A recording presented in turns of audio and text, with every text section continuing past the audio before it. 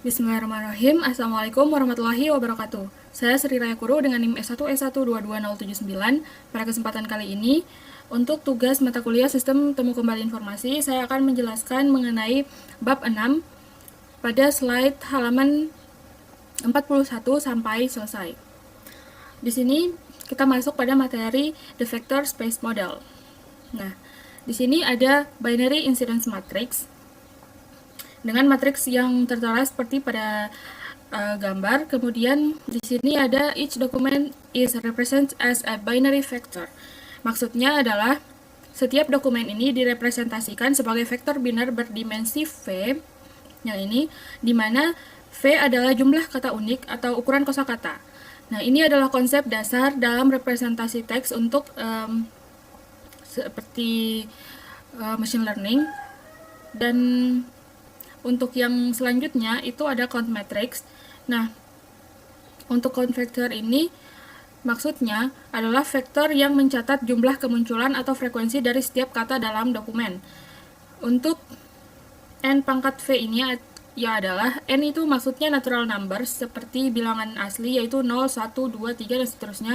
Kemudian V ini adalah ukuran kosakata atau jumlah kata unik dari seluruh korpus.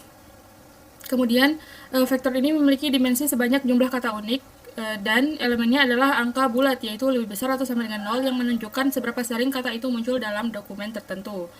Kemudian selanjutnya itu ada binary count weight matrix.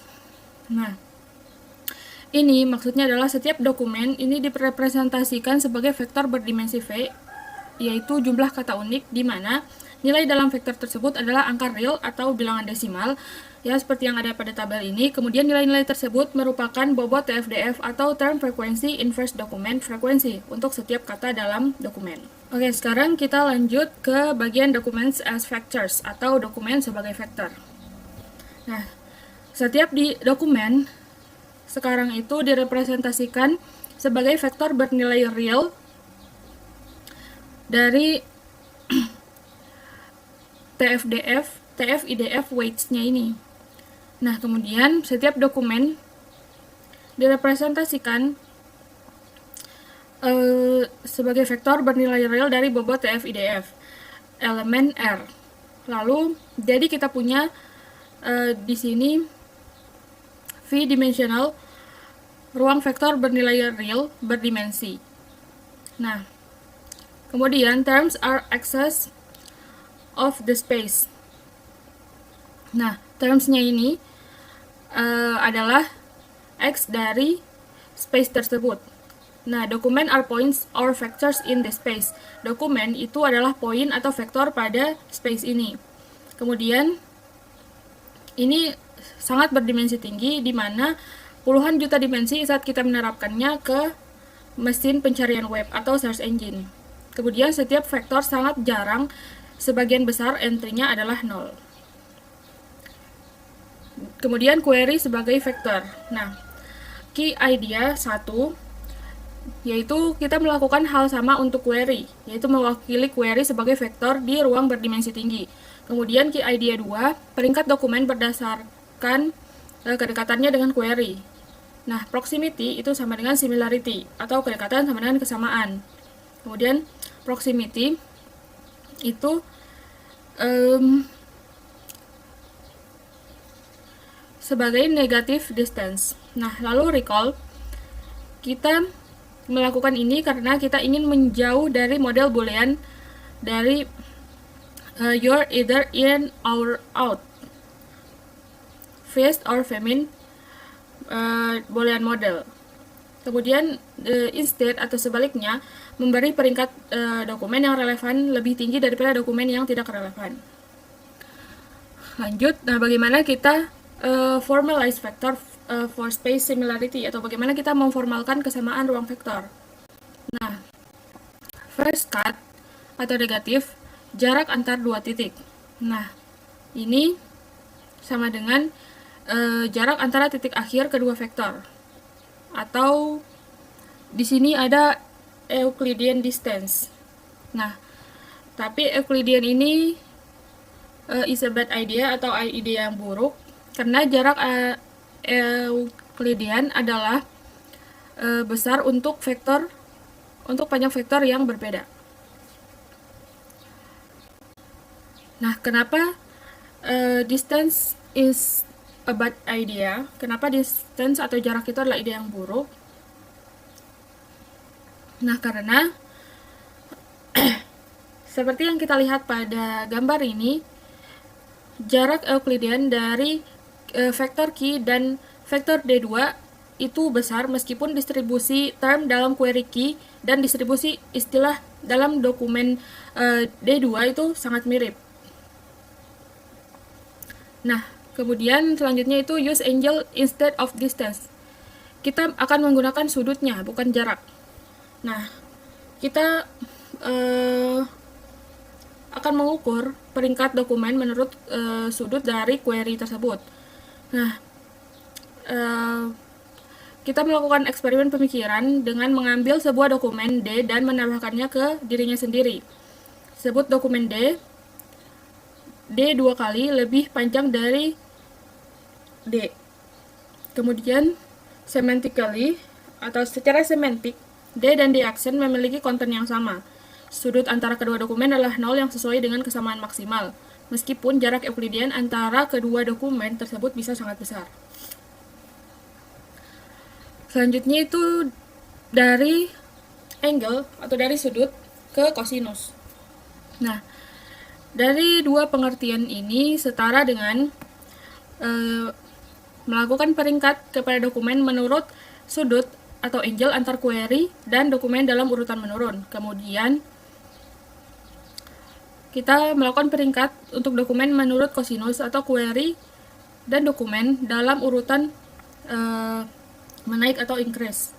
Nah, kosinus adalah fungsi sudut yang menurun secara monoton untuk interval 0 derajat, 180 derajat. Nah, ini dia penjelasan gambar mengenai grafik kosinus. Lalu ada length normalization atau normalisasi panjang. Nah, bagaimana kita menghitung kosinus? Jadi, sebuah vektor dapat dinormalisasi panjangnya dengan membagi setiap vektornya dari komponen berdasarkan panjangnya. Di sini kita menggunakan L2 norm. Nah, kemudian yang ini this maps vector onto the unit sphere, atau ini memetakan vektor ke bola satuan sejak setelah normalisasi. Kemudian untuk hasilnya itu dokumen yang lebih panjang dan dokumen yang lebih pendek memiliki bobot dalam besaran yang sama. Kemudian dampak dari kedua dokumen D dan D aksen, D ditambahkan dengan kondisi D ditambahkan ke dirinya sendiri, itu dari slide sebelumnya, mereka memiliki vektor identik atau identical vector setelah normalisasi panjang. Selanjutnya itu adalah cosin similarity between query and document, yaitu kesamaan kosinus antara query dan dokumen. Dengan rumus yang ada pada gambar ini, dengan QI adalah bobot TF IDF dari term tersebut, di mana I adalah query-nya. Kemudian DI adalah bobot TF IDF dari istilah tersebut, dengan I adalah I dalam dokumen. Lalu vektor Q dan vektor D adalah panjang dari vektor Q dan vektor D. Kemudian ini adalah cosin similarity dari vektor Q dan vektor D, atau ekivalen kosinus sudut antara vektor Q dan vektor D. Selanjutnya itu cosin for normalized vector atau kosinus untuk vektor yang dinormalkan. Untuk vektor yang dinormalkan, kosinus setara dengan titik produk atau produk skalar, di mana kosinus vektor Q, vektor D sama dengan vektor Q kali vektor D sama dengan sigma I QI kali DI jika vektor Q dan vektor D dinormalisasikan panjangnya. Untuk ilustrasi dari cosin similarity bisa kita lihat pada gambar ini. Oke, untuk contohnya di sini ada tabel term frekuensi atau dengan hitungannya. Kemudian seberapa miripkah novels SAS sense and sensibility, kemudian PAP, pride and prejudice, kemudian WH itu wuthering heights. Oke, kita lanjut di contohnya. Di sini ada dua tabel, di mana yang bagian kiri ini ada term frequency count, di mana menunjukkan jumlah kemunculan term di 3 dokumen atau sumber yang diberi label, nah, seperti SAS, PAP, dan WH. Nah, selanjutnya untuk bagian kanan ini ada log frequency weighting, yaitu menunjukkan hasil dari pembobotan berdasarkan frekuensi logaritmik, di mana formula umum yang digunakan itu weight sama dengan log 10 kali 1 tambah frekuensinya. Nah, ini itu merupakan prepemrosesan data sebelum menghitung cosine similarity, yaitu kemiripan antara dua dokumen berdasarkan arah vektor mereka. Nah, oke, di sini selanjutnya itu ada cos SAS, PAP itu menghampiri 0,789 kali 0,832 ditambah 0,515 tambah 0,555 dikali 0,55 tambah 0,335 kali 0,0 tambah 0,0 kali 0,0 itu menghampiri 0,94. Jadi kemudian untuk cos SAS, WH itu menghampiri 0,79 dan cos PAP, WH itu menghampiri 0,69. Nah, kenapa kita menghasilkan cos SAS, PAP itu lebih besar dari cos SAS, WH? Nah, untuk caranya di sini ada algoritma atau logika dari computing cosine score, di mana yang pertama itu diinisialisasikan float untuk scores-nya itu jumlahnya 0, kemudian length, lalu digunakan perulangan for untuk each query term T, do calculate W, T, key, dan fetch posting list for T. Kemudian for each pair D, TF, T, D, pada posting list do scores index D tambah sama dengan atau increase W, T, D kali W, T, key. Kemudian read array length-nya for each D do scores index D sama dengan score index D per length index D. Kemudian yang terakhir itu return top atau nilai paling atas K components for scores. Nah, lalu di sini ada components of TF-IDF weighting, yaitu komponen-komponen dari pembobotan TF-IDF dalam bentuk tabel. Nah, TF-IDF adalah metode umum dalam NLP untuk menilai pentingnya suatu kata dalam sebuah dokumen relatif terhadap seluruh korpus. Tabel ini dibagi menjadi 3 komponen. Yang pertama itu ada term frequency, di mana seberapa sering suatu kata muncul dalam dokumen. Nah, kemudian yang kedua itu adalah dokumen frekuensi, yaitu seberapa umum suatu kata dalam seluruh dokumen. Dan yang ketiga itu ada normalization, yaitu untuk menyeimbangkan panjang dokumen. Oke, sekarang selanjutnya itu adalah contoh dari TF-IDF. Nah, kita sering menggunakan different weights atau pembobotan yang berbeda untuk pernyataan dalam dokumen, query, dan dokumennya. Di sini notasinya itu DDD, KIKI. Nah, contohnya itu INC, ITN, dengan dokumennya logaritmik TF, tanpa pembobotan DF, kemudian kosin normalisasi, atau normalisasi kosinus, dengan query-nya itu logaritmik TF, IDF, dan tanpa normalisasi. Nah, apakah buruk jika tidak memberikan bobot IDF pada dokumen?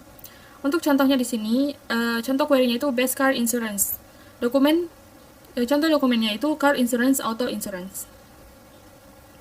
Nah, untuk contoh TF-IDF ITN, misalnya query-nya di best car insurance dengan dokumen car insurance, auto insurance, di mana key-nya ini TF raw, frekuensi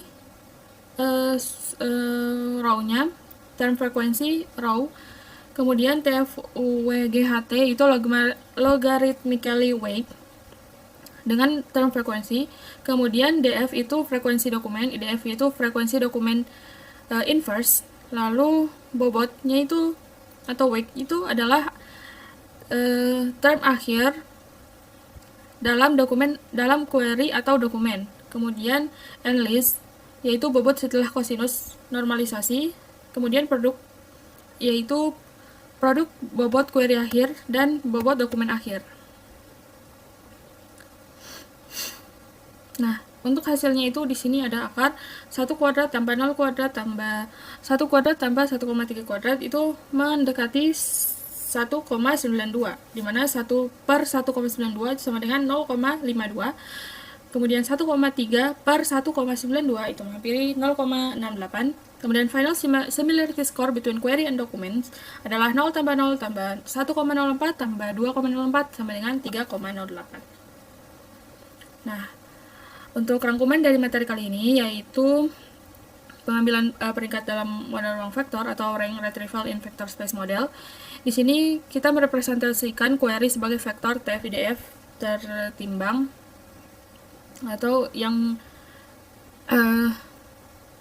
weight TF-IDF vektor. Kemudian kita merepresentasikan setiap dokumen sebagai vektor weight dari TF-IDF. Kemudian kita menghitung kesamaan kosinus antar vektor query dan setiap vektor dokumen. Kemudian melakukan rank dokumen sehubungan dengan query, lalu mengembalikan nilai atas dari K dengan K misalnya sama dengan K sama dengan 10 untuk user. Nah, yang kita dapat pada materi kali ini yaitu ranking search result. Ini mengapa hal ini penting? Bukan hanya menyajikan sekumpulan hasil boolean yang tidak berurutan. Kemudian term frekuensi itu adalah kunci utama untuk peringkatan. Kemudian TF-IDF ranking itu adalah skema peringkatan tradisional yang paling terkenal. Kemudian model ruang vektor atau vector space model, yaitu model formal penting untuk pencarian informasi bersama dengan model boolean dan probabilistik. Oke, untuk materi bab 6 sudah selesai. Itu saja yang saya dapat sampaikan. Lebih dan kurangnya mohon dimaafkan. Wabillahi taufiq wal hidayah. Wassalamualaikum warahmatullahi wabarakatuh.